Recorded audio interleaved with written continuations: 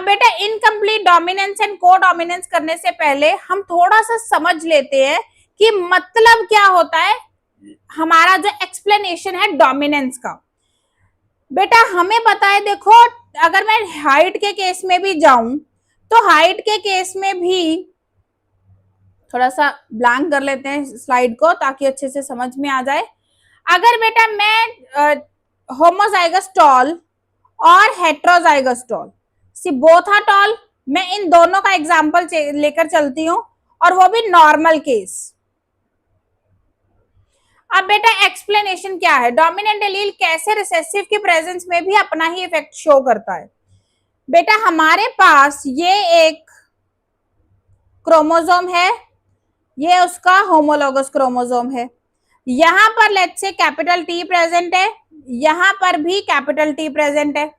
अब बेटा जो कैपिटल टी है ये जीन है, ये बनाएगा एमआरएनए,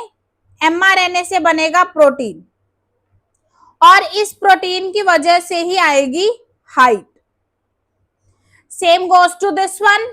ये भी बेटा एमआरएनए बनाएगा, एमआरएनए से प्रोटीन बनेगा और प्रोटीन की वजह से आएगी हाइट। अब लेट्स से जो बेटा कैपिटल टी वाला है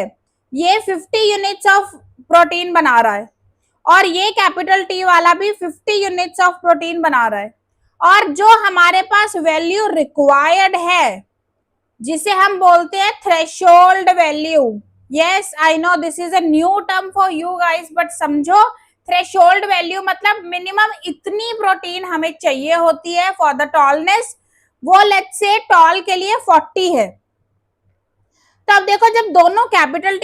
टी प्रेजेंट थे तब तो थ्रेशोल्ड बियॉन्ड चले गए हम, दोनों टोटल हमारे पास 100 प्रोटीन यूनिट्स बन गई, रिक्वायर्ड कितनी थी 40, तो ऑब्वियसली प्लांट जो है वो टॉल होगा। अब बेटा अगर हमारे पास ऐसा हो कैपिटल टी की जगह स्मॉल टी हो तो ये 50 बनने बंद हो जाएंगे, तो एक सिंगल टी भी कितने बना रहा है 50 बना रहा है, चाहिए कितने 40, तो थ्रेशोल्ड तो अभी भी रीच हो रहा है, तो अभी भी प्लांट टॉल ही होगा क्योंकि जो हमारी थ्रेशोल्ड प्रोटीन वैल्यू रिक्वायर्ड थी वो हमने दोनों ही केसेस में रीच कर ली, इसीलिए बेटा वो दोनों केसेस में टॉल होता है।